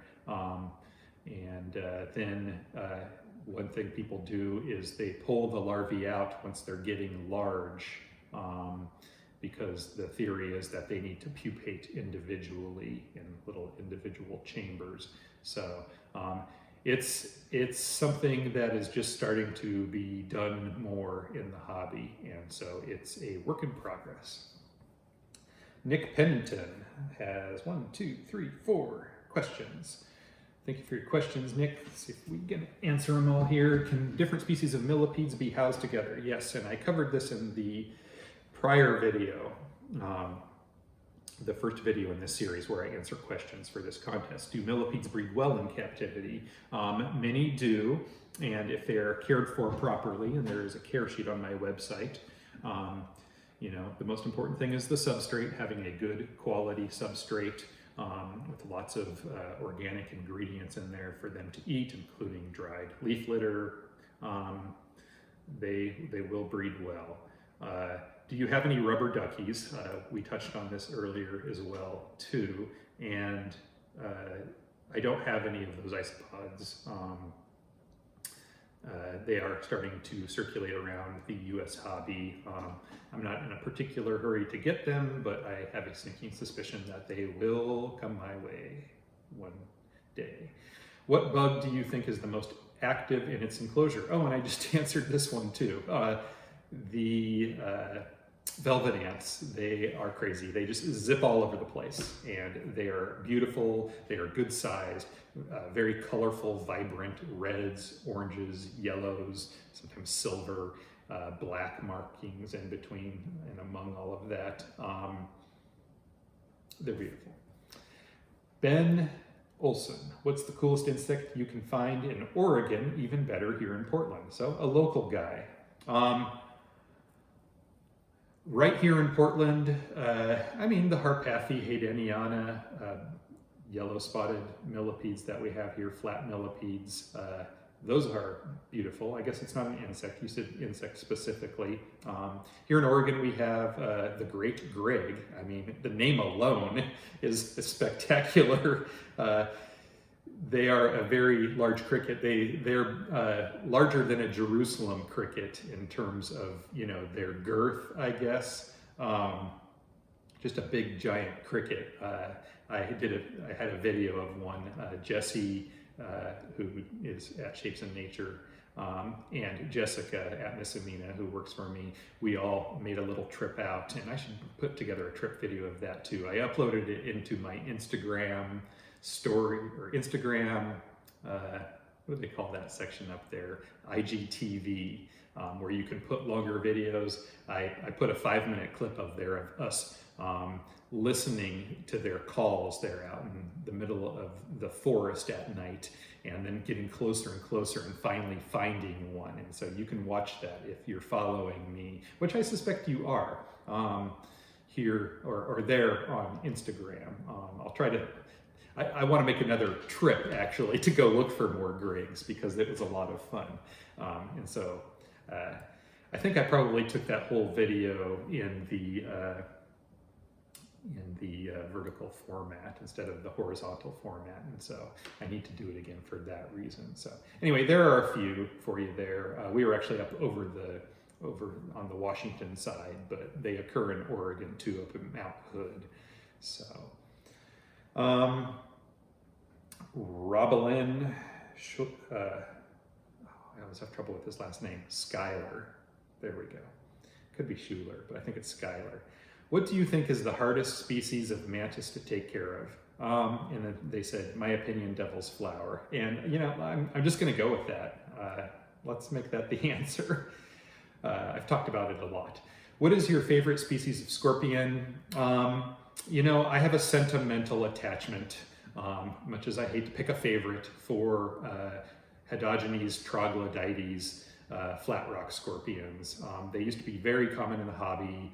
I love how docile they are. I love the way they look with those comically large front claws in comparison to their wimpy little skinny tails with a little joke of a telson or stinger on the tip. So docile, so handleable, so large, so flat. They can tuck, I mean, it's part of the reason is because you make these cool tanks with them where you have, you know, I think it's called slate, you know, big flat stones that you kind of stack in there and everything, and you know, they tuck themselves in and you're like, where is it, where is it? And it's so flat and it's hiding between them, and they're just great. I love, in terms of US species, the Euroctonus mordax, because first of all, I love saying that, Euroctonus mordax. It just sounds so cool. Not the word I was going to use, but a Instagram or a social media friendly word, child friendly word. Anyway, they're awesome. And if you haven't seen what they look like forest scorpions from Africa or Asia, and they're considerably smaller. Actually, in my Catherine Creek video, we encountered some out there a few hours east from here. Next question from, nope, Insect Lover 101. How long have you been keeping insects? You know, off and on since I was a child. That's the short and easy answer. As a hobby, since the 90s. Scorpion Mina said, what's the hardest insect to raise? It's not an insect, but I'm bugs in cyberspace, so sometimes I'm just going to answer the question how I want to. I want some of those pill millipedes, and I want them to reproduce in captivity, but they don't for anybody. Those big giant pill millipedes that roll up into a ball like a big giant roly-poly. That's what I want. That's what's the hardest to raise. So that's my answer this time. September sun, and I think this catches us up. Actually, I can hit refresh now that I know how to do this chronological search or sort by thing. Very cool. See if there's more. 12:02, Monday. Contest was officially over 3 minutes ago. Going to hit refresh on the screen here so that I can name the person who commented last before the bell. Sort by newest first. And Artemis Bronwyn was the last person to enter the contest. Just got 4 questions left to answer here. September Sun asked, what is my favorite species of tarantula? Don't exactly have, oh, by the way, in the last video, I had my laptop up here. I noticed that the lighting was all kind of weird in that last video clip. I apologize for that. I'm gonna try to move the laptop forward this time. And I noticed that, when I put my hands up, which is impossible for me not to do because I'm one of those people, that sometimes it improves or diminishes the strange lighting effects. So I'm sorry for that. Favorite species of tarantula from September Sun. There's 300 species of tarantulas that circulate in the hobby during the time that I've been in the hobby. There are so many new species since I really paid that close attention to them. I like tarantulas a lot. But there are so many, they are by far the most popular sector of the pet bug hobby. Lots of tarantula enthusiasts, there always have been. Big hairy spiders, everybody loves them, I guess. I don't really have an answer as to my favorite as usual. For me, I would say that my washing machine is on the spin cycle or something. So I think the camera might be shaking. I'm not even really sure, but anyway, Brachypelma smithi, which is now called Brachypelma hamorii. This was the tarantula that I probably first saw because they used to be available in the pet stores, maybe even back in the 80s. It must have been back in the 80s. And they're a CITES species now. They're no longer collected. You can get captive bred specimens here within the U.S. hobby, or if you have the proper paperwork, you can import them. It's called the Mexican red knee. It's a beautiful black tarantula with yellow and red markings on it at the joints, on the legs. And because, it's a sentimental favorite for me because I think more than any other tarantula during the course of my lifetime, that has been the one that changed a lot of people's minds about tarantulas. It was sort of the ambassador species for people looking at tarantulas and then spiders in turn as, something not to be feared or hated. And so that's my pick for that. Outdoor Girl comes in. She won the contest last time, the second place prize for the coloring and activity book. She asks, did you play any insect or arachnid pranks on your parents when you were younger? If so, what was the best prank you did as a kid? When I was younger, I still enjoy pranks, like Scare Tactics, that show with Morgan Tracy, I think his name is. That's, to me, like the best show ever. I love seeing people get scared, surprised. I will laugh uncontrollably to the point that I start coughing. I'm one of those kind of cough laughers. I did play a few pranks on my parents when I was younger, but it was never anything to do with bugs. I put, on April Fool's Day one year, I put salt in my dad's sugar bowl. He gets his morning coffee and puts like 5 spoonfuls of sugar in there. He does the same thing, like if we go to Starbucks or something, he asks for 5 packets of sugar. He's always been like that. He's always going to be like that. It's his belief that everything you put in your body converts to sugar anyway, so why not? His dentist loves him. Anyway, where was I? So the pranks, I did that one on my dad. One time my sister and I put cat crunchies, little dry food pellets inside of Brussels sprouts when she made Brussels sprouts for dinner again. I love Brussels sprouts now if they're properly prepared. But back then my sister and I were not fans of them, and we will never forget, nor will my mother ever forget, the look on her face when she bit into that and her Brussels sprout crunched and then had that special flavor all at the same time. So, no, as far as insect and arachnid pranks, because of the work I do and because of the experience that I want people to have, you know, like I go through my life for many years now in telling people what I do, and it's always interesting to them. Some people find my work repulsive.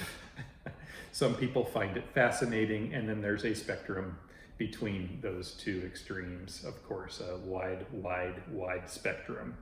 And if I am near to another person and they are sort of opening their minds to my passion and what interests me, the last thing I want to do to that person is to prank them.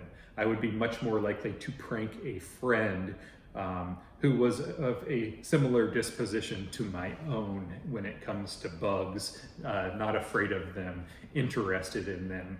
That would be the kind of person that I would prank if I were going to prank anybody with bugs. So, Jason Davis says, "Hi Peter, I have to click this because this is the longest question ever. Hi Peter, I have been keeping stick and leaf insects for a while now at home and at school as classroom pets. Last year we had roaches and millipedes. I have found that students who have strong visceral reactions to insects often have a change of heart simply by handling them for the first time. I have experienced that as well. This has been a powerful tool for helping students apply reflection and empathy in multiple facets of their lives." I can see that happening. You know, if you present children or adults with a novel experience, it's kind of like the fire walk you see a lot of motivational speakers doing. If you almost traumatize a person or put them in a situation that they had never been in before, it is definitely a situation that will cause reflection and empathy, especially if multiple people are going through the same thing, you know, walking across the hot burning coals. So I could see all of that happening. He says then that they enjoy finishing their work to interact with them now. And anything that motivates children to finish their work or to pay attention for even moments at a time is rather amazing, especially in the world where children seem to be allowed to have phones on in the classroom.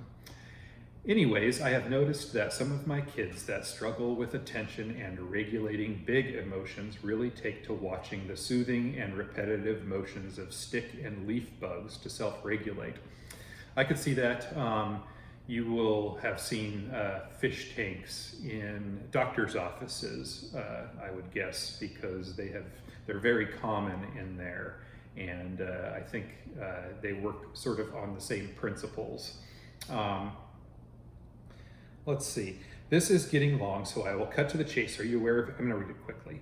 Are you aware of any studies or research on the therapeutic potential of insect therapy. Don't laugh, insects as pets is very different, as you know, than cats and dogs. Insects as pets, when done well, is not a focus on one insect, as their lives are very short comparatively, but on creating and sustaining a functional and productive colony or community. Much like gardening, it isn't about one bug living or dying, it is about creating a colony that will endure. Kids get this, and the potential connections to the world and nature are immeasurable. Thanks for all you do. I'll save my observations on the diverse predatory habits of the Okefenokee fishing spider for next time. Can't we do the Okefenokee? Is there a character limit? I'm just kidding. Okay, so have I seen any studies or research on the therapeutic potential of insect therapy?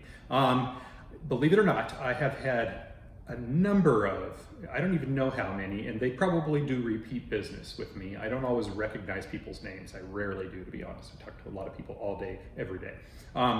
Many therapists have purchased spiders from me and roaches from me and lots of other kinds of bugs to work with their patients who have phobias towards these things, and have reported back to me in some cases that it works. So, you know, I mean, obviously the patient has to be sort of interested in improving in the same way that, you know, I said in the last question, I won't play a prank on somebody who is sort of trying to warm up to bugs. It's just kind of the opposite of the point, you know, of me doing what I do and them, you know, opening their minds to what I do. Anyway, and then he says that insects are very different than cats and dogs. And, you know, I mean, to me, I don't really see it that way. And, you know, he talked about the lifespan a little bit. There are a lot of insects, pet bugs. Tarantula can live 20 or 30 years. That's, you know, twice as long as any dog or cat average. Female tarantula. The blue death fainting beetles live 17 years. My rhino roaches live 10 years. There are a lot of pet bugs that can be long-lived. And then, you know, and I will say also that I got an email from someone today, and there's a possibility that she is watching this contest right now. I won't say who it is, but her jumping spider died today. And at one point earlier in the day, when she was describing how she was describing the symptoms of her jumping spider as twitching and acting weird and you know, not feeding. It fed a couple days ago. And I recommended that she give it a little water dish. You know, sometimes that will help to flush their system a little bit, or hydrate them if they got a little bit dehydrated. Anyway, we never really figured out what went wrong. But she used the word bawling. She was bawling in reaction to her pet that she just got from me. I don't even know how long it's been, maybe a month ago. And she got it because she was trying to work on her spider fear. And if you're watching, since I'm using your story as an example of how emotionally connected people can get, not just to dogs and cats, but to their pet bugs, hit me up and I'll send you a replacement spider.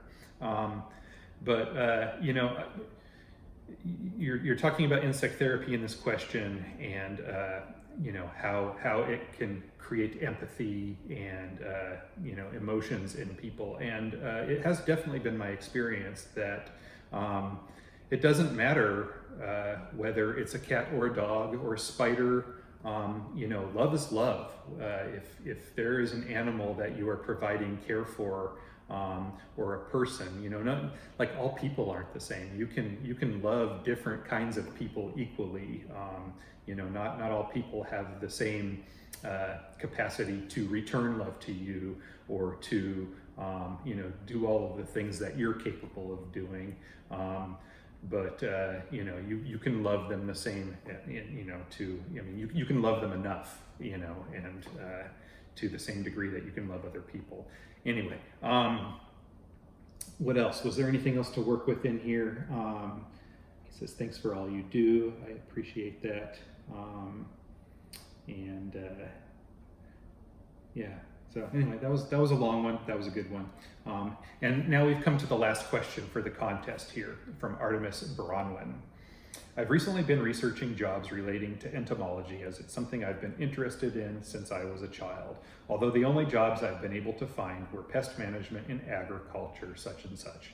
What's your experience with the entomology related job field, and do you know if it would be worth it to try scraping up some sort of job under this interest, or is it best as a favorite hobby?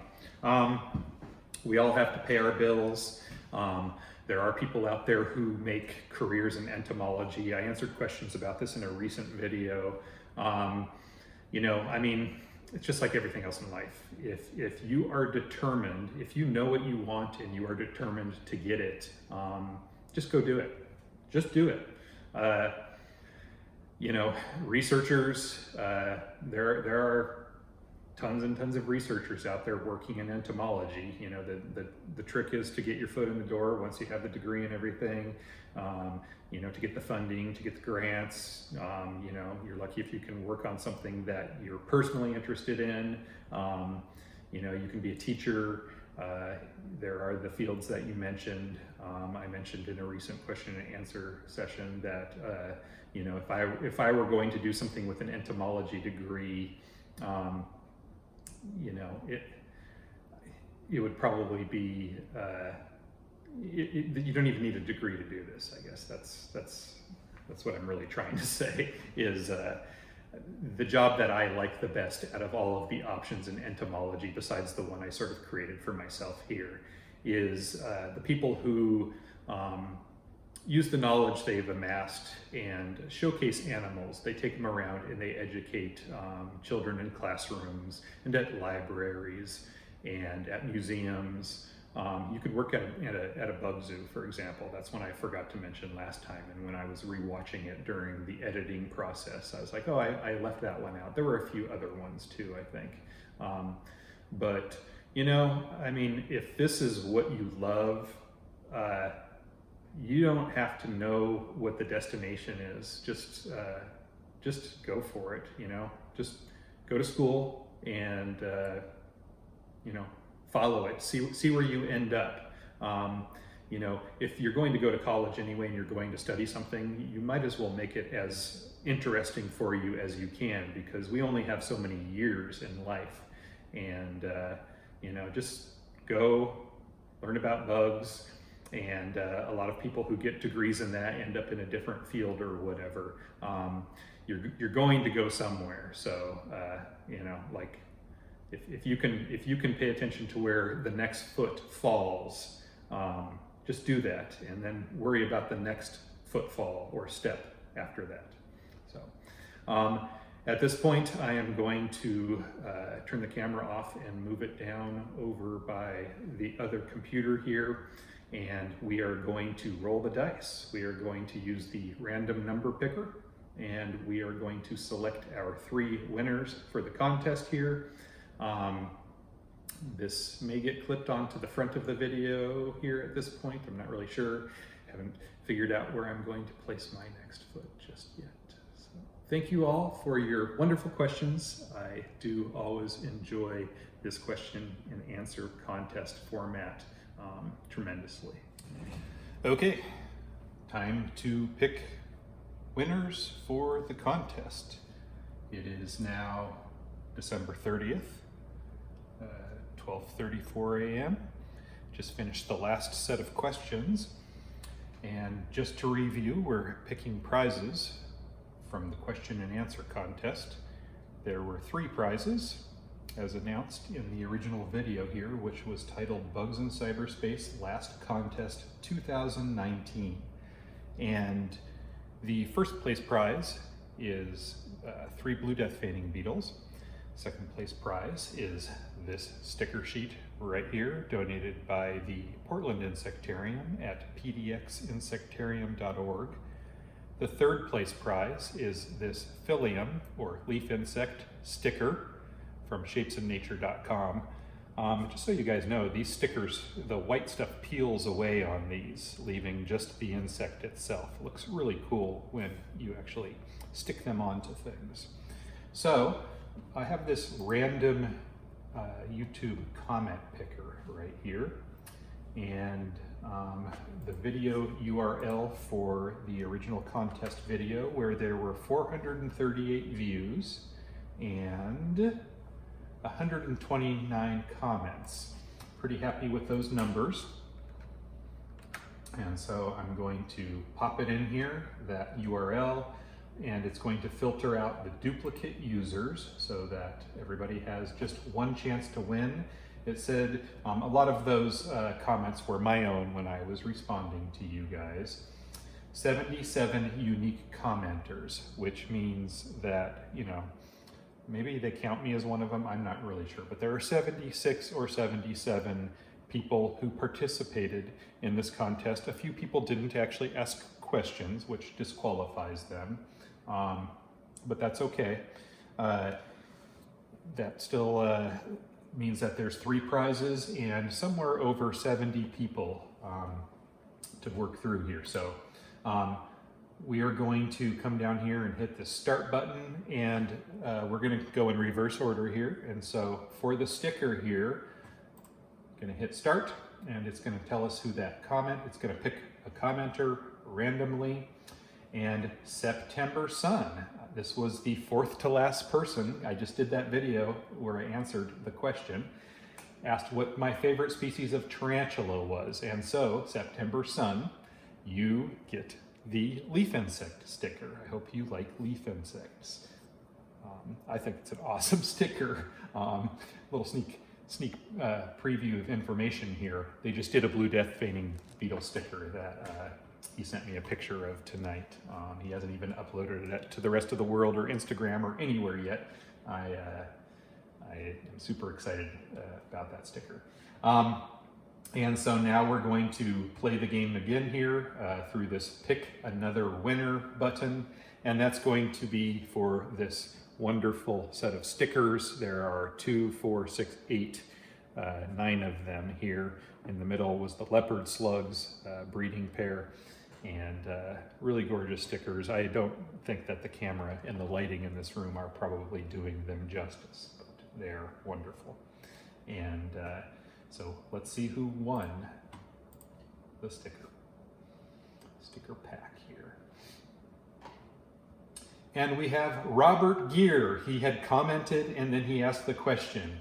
And he said his question was, now what has been the most challenging insect you have ever got to breed? Congratulations, Robert. I hope that you like the stickers here. And so now you guys contact me.